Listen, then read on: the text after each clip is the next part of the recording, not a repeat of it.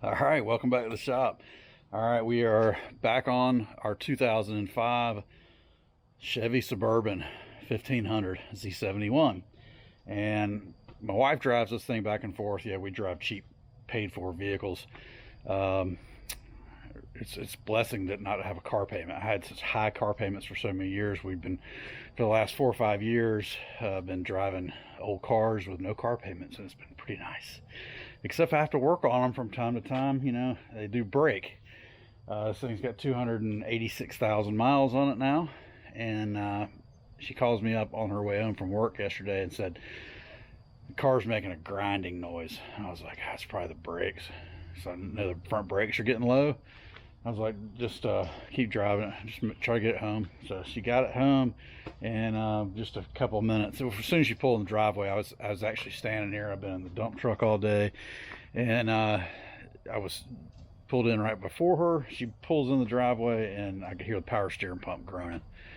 So these things have Hydro Boost. Hydro Boost is a brake booster that is powered by your power steering hydraulic system. So your power steering pump pushes fluid into the Hydro Boost system, and that's how you get your power brakes. Most cars run on vacuum, but for some reason GM did these in Hydro Boost. I don't know if they had a low vacuum problem with these LS motors or what, but usually you'll see that on a big cammed motor or a diesel. Diesels don't make any vacuum, so you'll have a Hydro Boost system of some sort to get your power brake assist. So let me show you what I'm talking about. You've got your master cylinder, and then you've got your Hydro Boost, and it splits off right here, and so you got two separate units. The master cylinder will move off to the front, and then you have your Hydro Boost system. So you got power steering lines coming in and a return going out. It's a pretty simple setup. You got a rod that runs through the firewall to your brake pedal, and it gets its power from your power steering pump. It pressurizes that deal and gives you power brakes.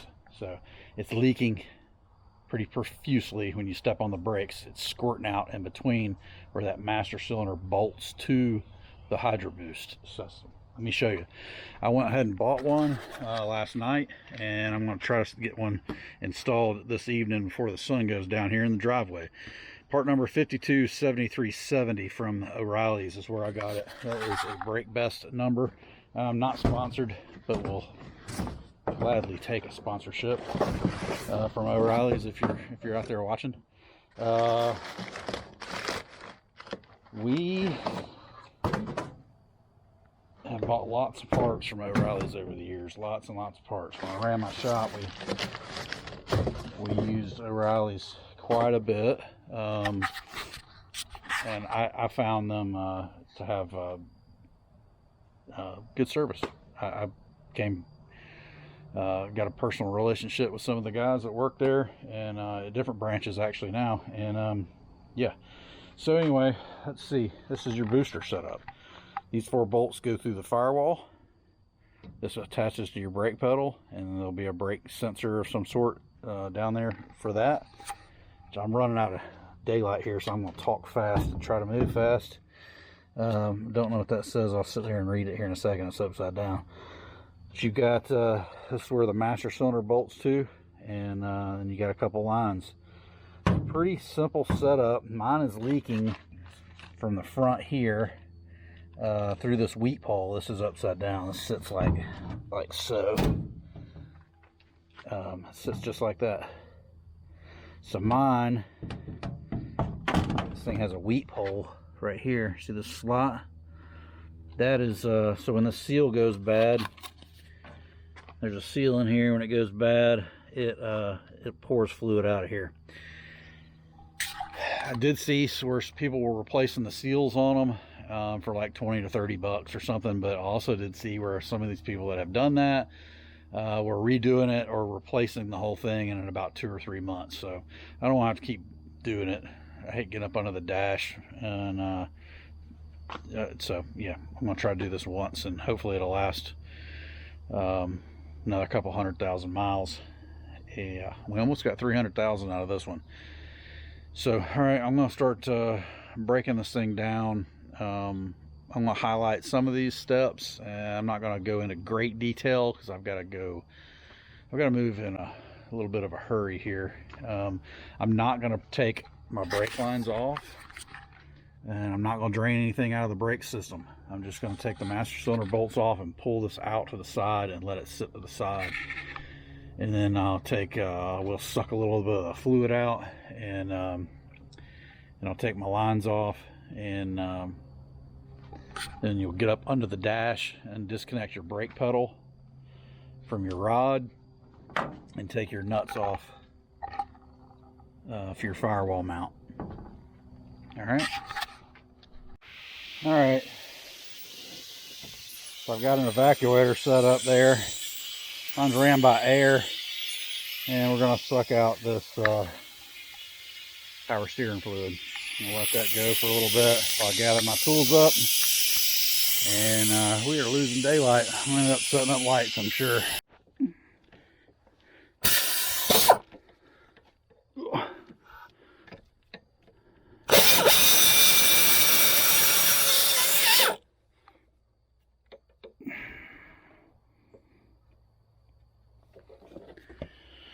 Alright, first bolt off. What did that say? Attention installer, reuse master cylinder push rod, plastic washer, spring and retainer from original Hydro Boost. Okay, so there's a push rod, the plastic washer, and a spring and a retainer in there. Hopefully that doesn't fly apart. Well, we don't have very much light left. And I had to get the other side with, well, I got the other side with my air ratchet, but I couldn't fit it over here, so I'm going to do it by hand. It's 15 millimeters what I've got on it.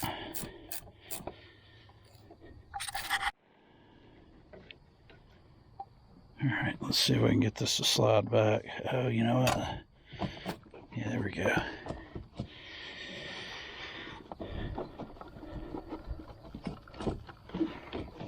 Okay. I'm kind of moving fast here. I didn't study any of this. Whoops, I just broke a plastic clip. Holds that on. It's alright though. Alright.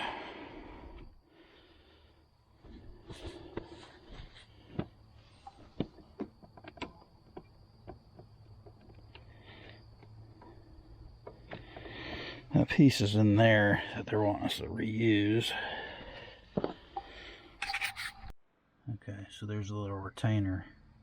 See that? You can see where the fluid's been shooting out of there. Alright, so I'm going to go ahead and take these lines off. I'm sure it's going to leak all over the place. We're going to have a bloody mess in the driveway here. I do have a box of towels, box of rags right there.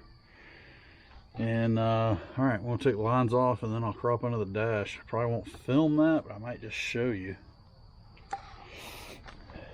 Let's see, it's gonna be nasty in here. We're gonna do these seats very soon. I've got the stuff, some of the stuff. I got the covers. I gotta get some of the other parts to rebuild these seats. Yeah. Okay. Alright, we got some contraptions attached to this.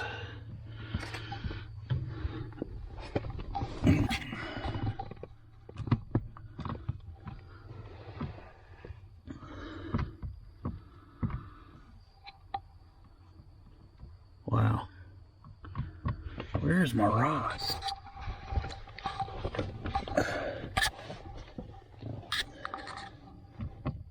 That's way up in there. Alright.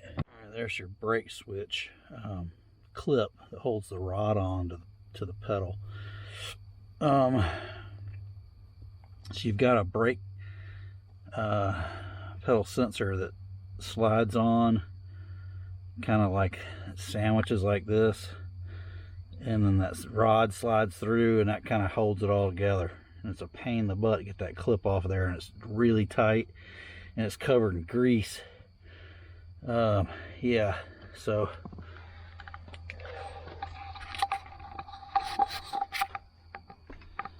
the 4 bolts you got to get from the inside too, which you probably do it with a swivel pretty easily, but yeah, you're just gonna have to crawl under there and figure it out. Let me go ahead and get these. I haven't done the lines yet. I'm gonna go ahead and pop these lines loose, and let's just kind of take all this stuff out. Yeah, fun. I'm having fun. I would suggest popping your lines off before you take your firewall bolts off. That holds, you know, these. That's the master cylinder. Holds these on. That way it's not wiggling around when you're trying to break those lines loose. All right, you've got an 18 and a 16. That's your 18, and then a 16 millimeter. I've got a line wrench here. You can see it. It splits 16 and 18. So I should be able to do both of these. I suggest you trying to break these loose with a line wrench. Open end wrench, like, you know, like an open end. You may round that off if it's crazy tight. You can't get that on. So your line wrench gives you a little slot. It acts like the boxed end, but it gives you a slot to get on that line if you don't know, if you're not familiar with that.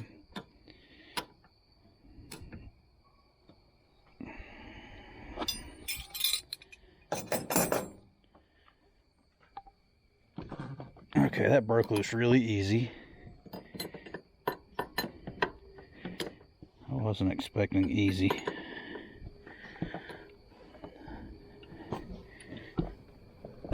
And that one broke loose easy too. Once you get them broke loose, you can use an open end. I don't suggest using a crazy long handle like that because it's slower. So we'll run in here and grab a little shorter wrench, which will be faster.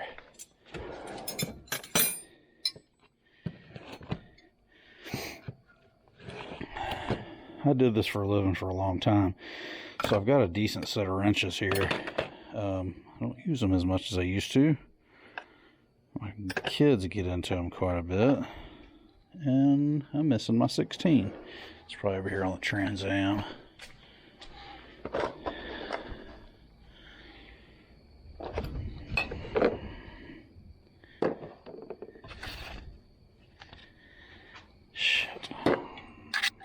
Same kind of system on the Trans Am. See, get the Hydro Boost, the Willwood.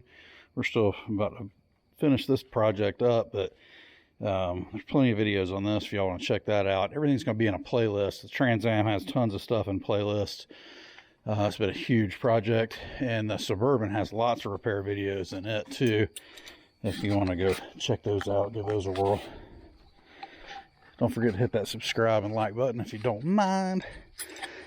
All right, let me spin these lines off, and then we'll get that return line with a pinch clamp. All right, so use these pinch clamps like so. Slide that clamp up. I already slid it up.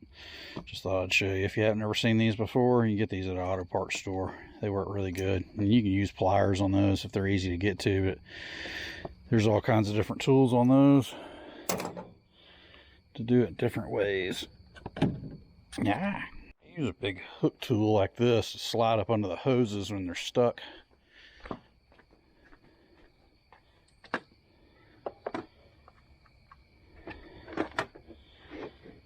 Get some more light, but it's probably gonna be real shadowy. All right, so I've got a hose like this, a pinch clamp style hose. It's real tight. I'll just slide my, and you will stick this right out the side of the hose if you're not careful. If you can, you just work it up under there and then slide it around a little bit, and usually it'll come loose. And I lost one light. Damn it. If you get it worked around, you can bust them loose, and that's gonna make a mess. It is what it is. Let's see if that'll click some of it. Alright. So my lines are off. This one's just, these are just sitting here. These have O-rings on the tips right here. And the kit comes with new O-rings, both lines. All right, we're making a mess now. All right, so all I have to do to get this thing out of here is undo the 4 nuts off the firewall from the inside, and I should be able to slide that booster out of the hole. But first, family calls. I've got to go get my son from football, and I gotta shove a hamburger down the throat, and then I'm gonna come back out here, and then I've got to be up at 5 o'clock in the morning to jump back in that dump truck. So yeah, it's like 8 o'clock now. I'm not gonna get much sleep tonight, but that's all right. We got to get my wife back on the road here so she can go to work. She worked from home today, and I believe she's working from home tomorrow. But I really need to get this thing finished up so she can shuttle the kids around a little more. Yeah, all right. So hopefully this is you're getting something out of this, and if you are, please hit the thumbs up, the like button. It helps the algorithm on the channel. And like I said before, check out the playlists. We've got tons of playlists. I think we have over 850 videos, and there's plenty of stuff on the Suburban and Jeeps and other cars, BMWs, there's Mercedes stuff, there's all kinds of stuff, tons of stuff on the Trans Am, tons of stuff on this El Camino. It's a 65. Rebuilt the whole front end. We still got lots of projects to do on it as well. All right, I got it out. It's on the floor. The hardest part of this whole job is getting the clip off the brake rod, probably, and getting the 4 bolts or the 4 nuts off the firewall. I used a 15. All right, well, in the middle of doing that repair and trying to talk to you guys in this camera, the battery exploded in it. It literally swelled out and shut down. I was in a big hurry that night doing that repair for this Suburban, so I apologize if the video quality is not very good, but I was trying to get it done and trying to teach you guys something at the same time. Hopefully you got something out of it. We did get everything put back together, and I just want to go over some final steps on what I think you should do, and the procedures that I follow on reassembly, and I'll go over the tools real quick that we use, which are very simple tools for the most part. So you can do this in your driveway. I did it in the driveway mainly at night in the dark, so you can do this on a Saturday afternoon with no problem.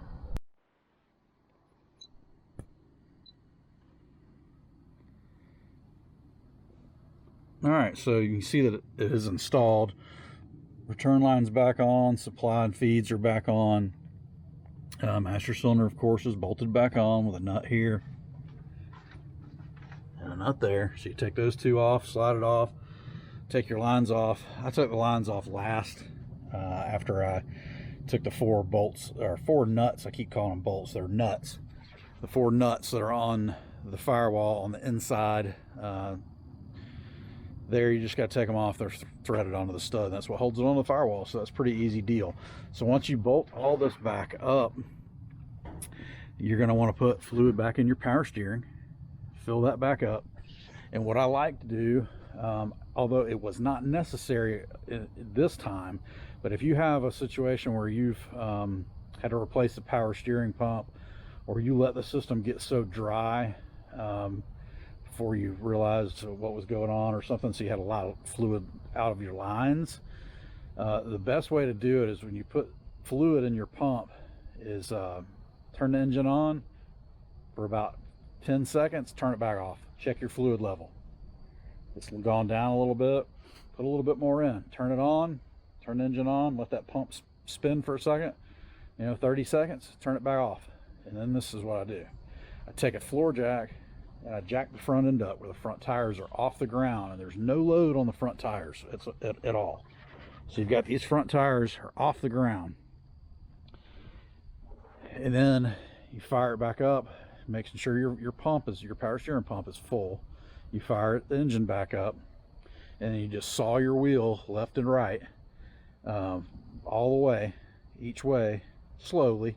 Okay, so you saw the steering wheel back and forth, lock to lock, slowly, and that's going to get the air out of your lines, out of your pump, out of your steering box, out of the power steering brake booster, without any pressure on it. If you do it with a tires on the ground, a lot of times you'll aerate the pump, you'll cavitate the pump. It'll get air in the system, and I've seen people destroy power steering pumps. I've seen people destroy brand new power steering pumps when I was working at the dealership, by not following these procedures. They'll do it with the tires on the ground, and they're sawing the wheel back and forth, and the pump's going and it kills the pump. It can. It doesn't always, but I've seen them. Some of them are very sensitive. The tolerances inside, and you'll destroy it. So that's the best tips I can give you on bleeding the air out of the lines. And when you check your fluid, turn the engine back off, check your fluid in your power steering pump reservoir again. If it's frothy, you've got air in it. You want to let that fluid sit for a couple hours and then recheck it. See if those air bubbles have gone down. They should settle down and dissipate over time if the fluid's good. Most of the time I'll use like an ATF +4 or a global transmission fluid in these systems. I won't use the clear power steering fluid, but you need to go with whatever is called for your application. But I personally like to use the transmission fluid, the good synthetic transmission fluid. It seems to take the heat better. And I think the pumps last longer with that stuff in there, and everything seems to flow better with the synthetic transmission fluid. So yeah, it's a pretty simple procedure. Just taking 3 lines off, 4 nuts on the inside. The hardest part is that daggum clip that holds the rod onto the brake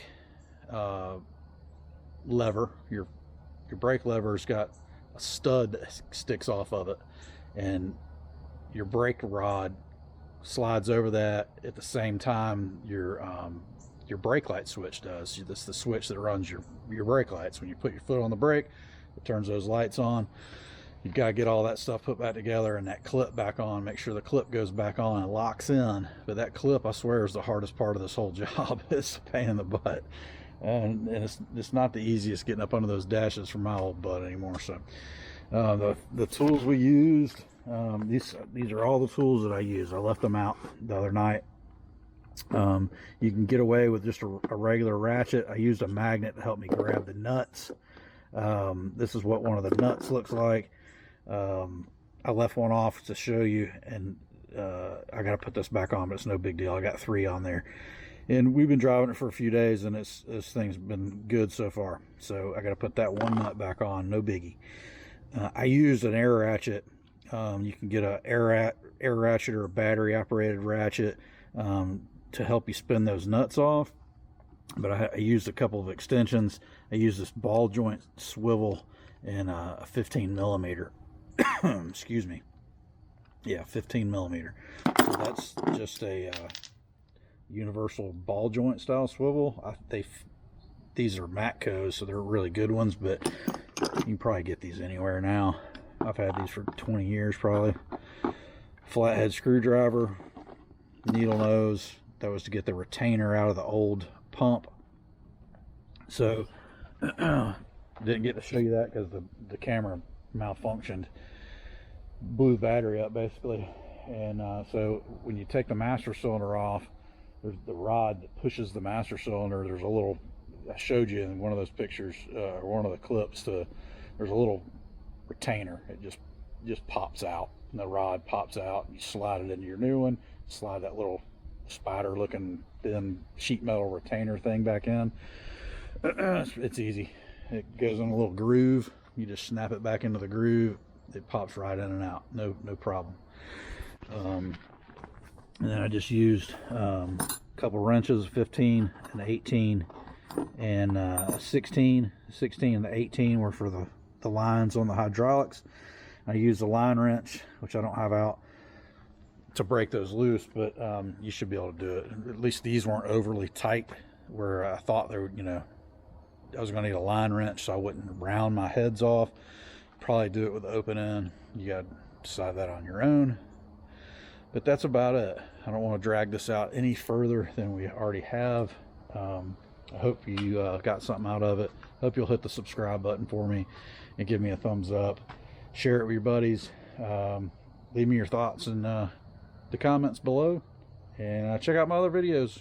Got tons of playlists, tons of automotive repair stuff to check out. And we appreciate you. Peace.